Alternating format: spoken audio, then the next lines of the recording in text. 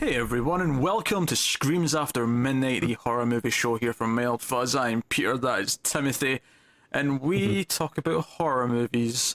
And we're doing extra episodes because it's October and it's the month of Halloween. And speaking of Halloween, this episode we are going to talk about Halloween 3 Season of the Witch. This is the oddball, this is the weird, red-headed stepchild of the Halloween franchise because it's nothing to do with Michael Myers. It has nothing to do with the continuity of the stories. It's just a complete standalone film because John Carpenter and co had this idea that Halloween would be an anthology series where every year you get a new Halloween set around the holiday of Halloween, but would be a different story of different things happening.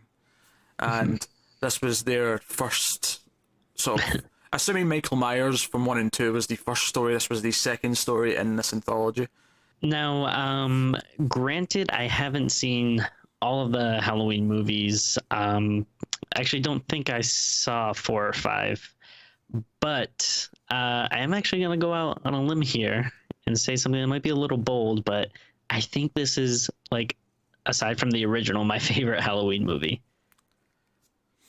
It's very telling that you've not seen 4, because 4 is my favourite. Okay. Outside of the original, obviously. Okay. The original is Yeah. obviously the best. Let's just make that clear.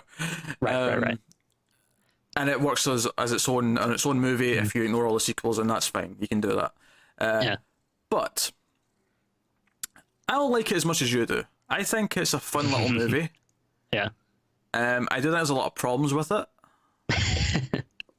which I'll get to as we go through it. But it's not bad. I feel like it gets a really bad rap, and it did at the time. Now, admittedly, I say this not being born when this movie came out. Neither were you, and you're older than me, Timmy, so obviously this movie's getting old. Yeah. Well, like growing up, I kind of always avoided it because, like, I got a lot of my horror, like young horror influence from like my brothers and my cousins that we had watched stuff a lot, and like you said, this one was always the kind of one that people would like warn you about, and I remember like. I think like either my brother or my cousin or something kind of being like, if we'd be at the video store being like, no, don't, we're not going to get that one. Like Michael Myers isn't even in it. It's weird. It's its own thing. So I only watched this for the first time, like maybe a couple of years ago.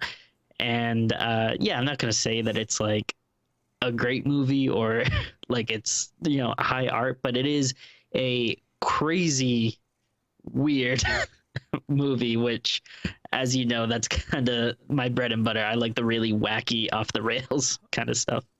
Well, it's really. Let's just say this: if Tim ever has a sex tape, "Wacky and Off the Rails" will be the title of said sex tape. To borrow a joke from Brooklyn Nine-Nine. So, what is this movie actually about? It is about a toy. Well, not toy. It is about a Halloween mask manufacturing company who are involved in some sort of conspiracy because a man like turns up dead at the start of the movie. Well, doesn't turn up dead. He's on the run. He goes to the hospital, and then one of these men in a suit working for this company show up and crush his skull with his bare hands, and then goes out into the car park and sets himself on fire. And a wonderful, wonderful move. Although I do want to mention actually before we even get to that, during the chase sequence at the start when the guy's just sort of running through the junkyard or whatever it is, and there's a moment when one of the guys in the suits has got him like pinned down to the ground, and he pulls away like the cinder block that's holding the car in place, and it wheels towards him and it pins the guy in the suit between the two cars. That looked really goofy to me. I don't know about you. His now, admittedly, given what these guys in suits are, I suppose his reaction kind of makes sense. But at the time, at the start of the movie, it feels really weird and goofy. It's very jarring opening, especially if you're coming in here not really knowing what you're getting and being like, all right, yeah, I saw the first 2 Halloween movies. I think I know what I'm in store for. It is like a shock to the system. Yeah, I will say this though, I really like the music in this movie. Oh yeah. The synth music and the opening titles, it really sets a tone. I like that. I like that stuff. Definitely. But yeah, so our lead character is Tom Atkins. I think his name is Daniel, but he's Tom Atkins with his glorious mustache. And he's a doctor who works on this guy who shows up dead at the start. And obviously this whole thing's weird. He doesn't know what's going on, and it's when the guy's daughter shows up, who's clearly in her 20s, and Tom Atkins is clearly in his 50s. They team up to try and investigate what's going on with this company called Silver Shamrock, who make the Halloween masks. And of course, there's the commercial that's constantly playing throughout the film. Oh my god! You know, the Happy Happy Halloween Silver Shamrock jingle. You know what I love is if you don't see that like little kind of like opening part of him like in the hospital being a doctor, I don't know if you would ever realize that he's a doctor throughout the rest of the movie. He like, I feel like they basically made him like a detective or a cop, but like also like a doctor that acts like a detective or something. Well, funny enough, one of the weird complaints I'm going to have about the end of the movie is that changing his profession to something else would have probably helped my complaint. But I'll get to that when we talk about the ending. All right. But yeah, so they team up and they even go on a trip to the town where the main like factory for this Silver Shamrock is, and it's an Irish town in America. Everything's named up after something. Like I think the motel's called the Dublin Inn, and various other things like that. It's Irish everywhere, and like they meet other characters. Like there's a salesman there who's there to meet them because he's the top salesman for the Halloween masks this year, and there's various other characters. And one woman accidentally electrocutes her face. Well, I say electrocutes. It's like a beam of lightning, but then it causes her face to like do this weird stuff, and then like cockroaches and stuff start coming out. And there are these like computer chips in the mask, and one like falls off in her hotel room, and she takes it, and I don't know what this woman does for a living. She's tampering with it. Yeah, she instantly like becomes like, I don't know if she's like some type of software engineer or something, but like she's instantly like, seems like she just knows like how computer chips work, and like I don't know, it's so weird. Hey, although I'm going to get to one of my other like main complaints about this movie. Okay. So they've almost done nothing at this point. They've just arrived in this town, and Tom Atkins has sort of snuck around and asked various people about things, but they're pretending to be a married couple so that it doesn't look suspicious them coming to this town and being in the motel room. Makes sense. He offers to, maybe I should go sleep in the car, or I'll get another room, to make you feel comfortable. And she says, well, where do you want to sleep? And he's like, oh, that's a stupid question. And then they start kissing, and we even get another sex scene with them later on, and they are now romantically involved. Is it just me? Now, forgetting their age, which, by the way, is a problem anyway, because he's like in his 50s and she's like 22. But like, it doesn't even ask her, like, are you old enough? No, he does. He asks her that after they have sex. He says, well, by the way, what age are you? I think she says like old enough or something. Yeah, I'm older than I look. Oh, okay. Sure. Oh, no further questions needed. But forgetting the age difference, right? Let's forget that. Is there anything about them before that kiss scene that even remotely tells you that there should be, will be, or any hint of a romantic like interest at all? I mean, other than the fact that he's Tom Atkins, and who could resist him? I mean, other than that fact, other than that, yes. No, there's like absolutely none. It's super like out of left field. Like, yeah, because there's absolutely like nothing leading up to it. I mean, maybe they really got to know each other on the car ride or something, but we don't see that. No, it comes out of complete nowhere. And it just feels kind of creepy, and it doesn't really... And the weird thing is it doesn't even need to happen. Like, nothing comes from them being a couple. Yeah, but I'll tell you what, Pete, there's a lot in this movie that didn't need to happen. Oh, Probably about, like, 60% of the time the commercial plays probably did not. Yeah, the commercial plays far too often. Like, you've seen it, like, 20 times by the time you get to the end of the movie. It's really, really quite something. Yeah. But yeah, that would be my first big main complaint, is just this weird relationship angle that comes out of nowhere and doesn't really add much. The movie's actually pretty straightforward though. Like, I'd been a couple of years since I'd watched it, and I was surprised by how quickly it got to certain moments, if that makes sense. You know? No, it's a pretty fast movie. Yeah, because after the woman accidentally like fries her face off, they meet Cochrane, who's the head of the company, of the head of Silver Shamrock for the first time, and they end up going over the next day, and they're actually trying to investigate stuff at the front desk, but they end up getting invited on a tour of the factory, and what have you, and while they're there, like he notices all these weird guys in like suits that we've seen throughout the movie, and then she, Ellie, her name is, she recognizes the car that belonged to her dad, and like they look suspicious. So it's that night that the guys in suits come and kidnap her, and he then goes to investigate at the factory, and we find out that these guys in suits are actually mechanical. They are essentially robots. Of course. Because he punches his way through one of their stomachs, and it's like all this yellow goo that comes out, and but then it's basically just like Cochrane explaining his master plan for like 20 minutes. Yeah. Yeah, It is super bizarre. Like you have like so many different things going on in this movie. Like you have this like mystery that they're investigating, and then this like weird conspiracy where this basically like Irish warlock guy wants to like use these masks to like kill people, like, and I don't understand like exactly how the masks work, because like you said, like the lady, like, yeah. Well, it's like a laser, but there's also like bugs and stuff that like crawls out of them. yeah. Well, see what happens. There's a hint early on in the film in a news report that someone is stealing one of the stones from Stonehenge. Yeah. And this is what they're using. They're putting little bits of Stonehenge in the chips, and because of whatever they do, the signal that they're going to broadcast on Halloween night after the movie Halloween, which we see a couple of times on the TV, Yes. it basically melts the people's faces and causes like poisonous snakes and stuff to come out, which then kills the parents who are in the room.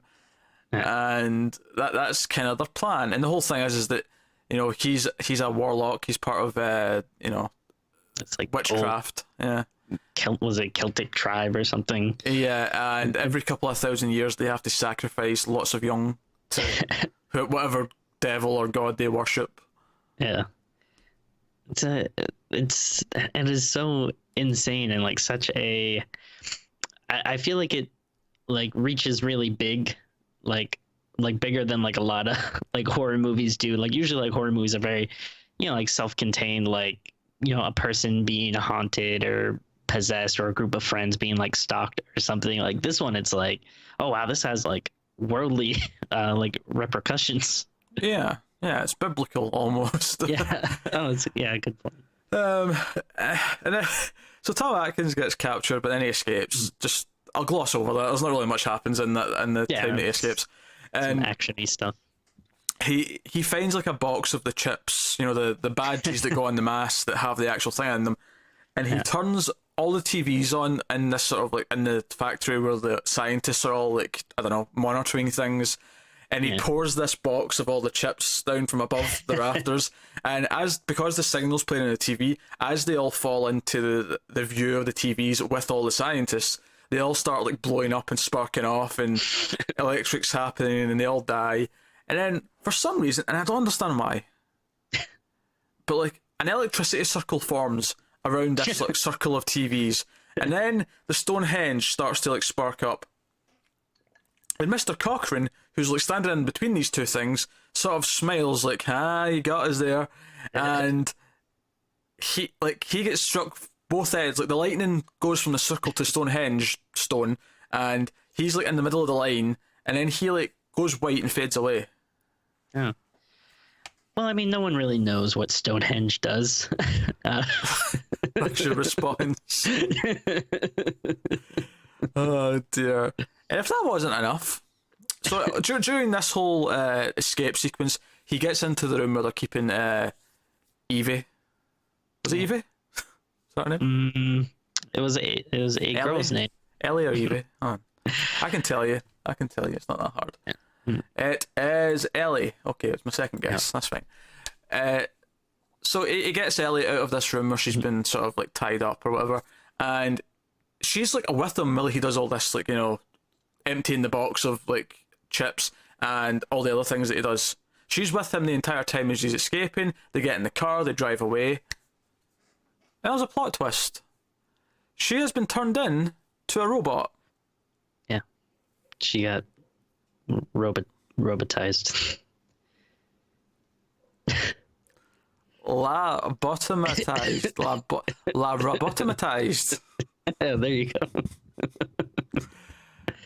So we get this really weird wacky sequence where he knocks off her head and then her arm on its own starts strangling him, and it's like something out of a slapstick, you know, Addams Family-esque, goofy, Sam Raimi. Yeah, it could almost be a little Evil Deadish. Yeah. And I'm like, what is happening? Why? Why is this scene happening? Why? You know, it was like, oh, we want one last little scare and one last little like fight sequence, so she's just dead? I guess.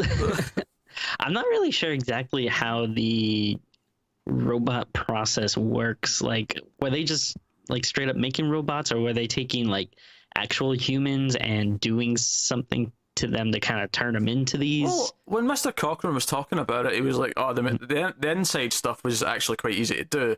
It was the outside that took years to perfect. So it sounded like they actually were making them. Are they implying that she was a robot the whole time? Because that makes no sense. A, she wasn't acting like a robot the whole time, and B, she had a father that she cared about. So, you know, like, obviously she wasn't. She's now a robot. Or they just made a robot that looked like her, and maybe she herself was just dead somewhere else. That's possible. I have no idea. So Tom Atkins runs to, funnily enough, the same gas station that the opening scene had. And he runs in and he's like, oh, I need to use your phone, And he phones... See, this is the thing. Like, you can't even say he phones the TV station. He doesn't even phone one channel. Because whoever he's talking to somehow turns off the Halloween signal on 2 channels. Which, by the way, why is it on 3 channels to begin with? Why did people running the TV stations think this was a normal thing, or that it was a good idea? You know, what's weird about it is, and like the whole marketing for it, you know, they're like telling like kids like everywhere, like, oh, hey, make sure to come inside and check out the it's weird because it's not like a TV special they're doing. Like, it's not like, oh, make sure to watch a special episode of blah blah blah. It's like, no, like, make sure to watch this commercial. And like, I know they're doing like a prize giveaway or something, I guess, but it's still like seems kind of weird that people would be like that into like, oh man, we love these masks, we gotta watch the commercial. Also, they're doing this after showing Halloween, which is finishing for 9 p.m. That seems a bit odd. You know, come kids, come watch Halloween, and then this like commercial afterwards. That's weird. That was my cat sneezing, by the way. I don't know if you heard that. Yeah, always fun. But yeah, so with one phone call, this doctor convinces someone to cut off a TV transmission. He convinces them then to turn off the second TV transmission, and it ends in the cliffhanger. We don't know if he turns off the third one, because it's played on 3 channels apparently, right? But he, with one phone call, somehow convinces someone to just flip a switch and turn it off. See if that actually happened. See if you phoned up, you know, a broadcast place, and this is the weird thing, is I don't know who controls like multiple TV stations. Like, I'm guessing. Well, also, like, this is back in the day where, you know, there's probably only like 3 stations, and they're probably run by like local affiliates. So I can't imagine, like, I don't know who he would be able to talk to that'd be able to shut down, like, you know, like every station broadcast like across the country. Like, at the best, maybe, you know, he'd get in contact with some type of local affiliate or something. But even if he does, even if he gets in contact, how does he convince someone, no, if you play this, people are going to die? Yeah. You have to stop the transmission. So... I mean, again, this is why I said earlier on, like, if they changed his profession, I might have bought this better. If he worked at the TV stations or something, if he was like a, you know, an executive for a TV thing, but he investigated this because he knew who was involved or something, I don't know. I feel like through like the whole movie though, he's been like so charming and people have liked him so much that you can just be like, oh yeah, I could see this guy like, even charming someone off the phone or something. Has he been that charming though? Maybe it's just me. I don't know. I think it's just you. I think you've just got a thing for Tom Atkins. I think that's really what's happening here. Not gonna deny it. Now, that said, I've sounded like I've been pretty negative. I do actually kind of enjoy this movie because it is so crazy and because it is kind of weird and whatever, but like, I'm going to point these things out. It is an absurd movie with lots of weird leaps in logic that I don't quite follow. What I love though is like with something like this, like I feel like I would complain about it more if it's like a consistent like serious movie throughout, and then it just has this one kind of weird thing to it. It kind of sticks out. But since there's like so many crazy stuff going on that it's like, all right, I feel like this kind of adds to like the zaniness of it. And if you're gonna be really weird and crazy, you might as well like pile it on instead of just having like one or two things. And it's again, it's like it's gonna be depending on the kind of stuff that you enjoy. Like if you're going for something more serious or kind of high art kind of thing, but if you're looking for like a cheesy 80s popcorn flick, this is great for that kind of style. That said, there's at least 3 other Halloween sequels that I like more than this one, so Interesting. So I will leave that with you there. However, this is head and shoulders above the Rob Zombie movies. I'll give you that. Oh, without a doubt. Head and shoulders. No dandruff guaranteed. Oh, that was a good joke. We thought of that. That was a great joke. Anyway, that's Halloween 3 Season of the Witch, and I guess I should ask Tim, is there anything else you would like to discuss about the film before we get to ratings? I had a funny little realization while watching it, which is if they made like a Doctor Strange movie in the 80s or the 90s, Tom Atkins would have really killed it. He's because he really reminded me of like a pre-magic Doctor Strange. Like he got the mustache, he's a doctor, he's womanizing, partying, very cocky. So that was enjoyable watching it through that lens a little bit. I liked the special effects. I thought were good. Like when that first lady gets fried, like, and she has like her lips are all kind of curled up and stuff. Like I thought that looked cool. I really like the scene, like when they first get to the hotel and there's that like kind of annoying like sales couple that arrive, and the kid's riding his bike in the street, and the mom's like, "Don't go on the street," and he just like sticks his middle finger out at her. Like I just love that like unnecessary like, wow, this family's like a piece of crap. Yeah, I can appreciate these things. I can appreciate them. Also like while that lady I think like while that lady's dying, like they just had sex and like they hear her screams or something, and they're like, huh, what's that? And like, probably nothing. They just like ignore it. Yeah. All valid points, Timmy. I can't deny that. Though it's a fun movie. It's a stupid movie, but it's a fun movie. Oh, and of course, like the end, just like that weird added, like extra meta layer where like Tom Atkins is actually screaming at you, like at the viewer, to stop it. I don't know. I thought that was enjoyable.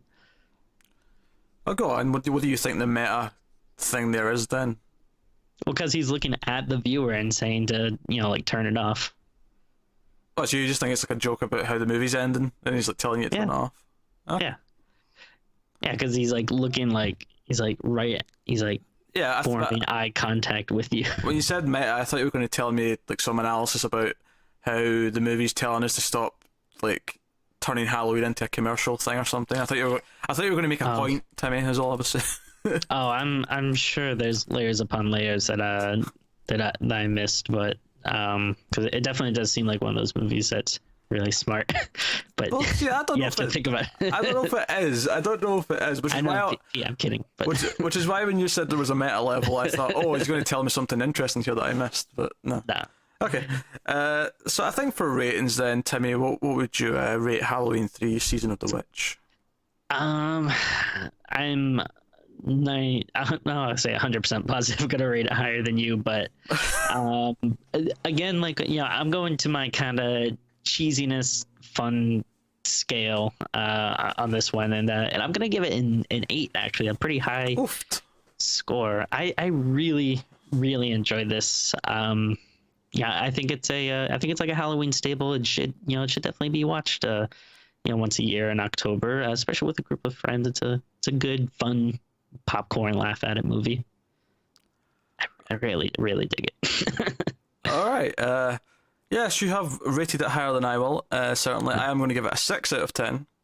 Okay. I think it's enjoyable. I think it's weird. I think it's goofy. I think Tom Atkins is wonderful with that mustache. Second only to Tom Selleck, of course. Of course. And yeah, it's definitely worth watching once in a while because it is so wacky.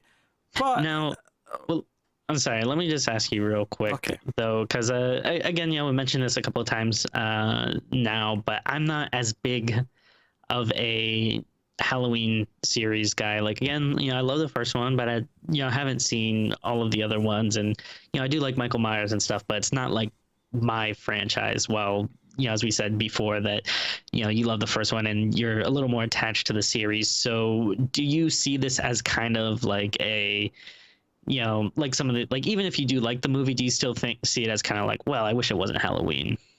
Oh yeah, I think the biggest problem with this movie is it's called Halloween 3. Like I think the anthology idea was a good idea, but if they were going to do it, it had to be done with Halloween Number 2. two. Because at this point you've had 2 Michael Myers movies, and then you're trying to tell me that the third one's the next anthology story. Like no, like Yeah, that's a little weird. If it was done right off the bat, it would have helped it a lot more. it would have helped a lot more. And I think if it was just called Season of the Witch, it would have probably done better at the time. I think people at the time were heavily disappointed because they went to go see a Michael Myers movie and they didn't get one. For me now, like after the fact, when we know going in that this is this weird idea that they did instead, it's like fine. But there's a reason why the next one is called Halloween 4: The Return of Michael Myers because they wanted people to know. They wanted to make sure that people knew they were getting what they wanted. No, he's back. He's back. Yeah. So yeah, I think that's. Well, someday, hopefully, we'll get the return of Tom Atkins. That's the movie I want to see. You can go watch Maniac Cop or countless other movies. I think he's in Night of the Creeps as well and other stuff. Actually, never seen either one of those. So. You ever seen Maniac Cop? No. There's a movie starring Tom Atkins and Bruce Campbell, and you've not seen it? Surprisingly, no, I have not. Jesus. Well, we will be back. Hopefully, we'll do it soon. We will be back soon, not with that, but with Halloween 4. Like I say, we're going to do the first up to number 5 this year, so Tim will see it for the first time, so that'll be really, really interesting to hear what his thoughts are. So that has been Screams After Midnight, this episode. Thank you very much for watching. Let us know what you think of Halloween 3 Season of the Witch in the comments below.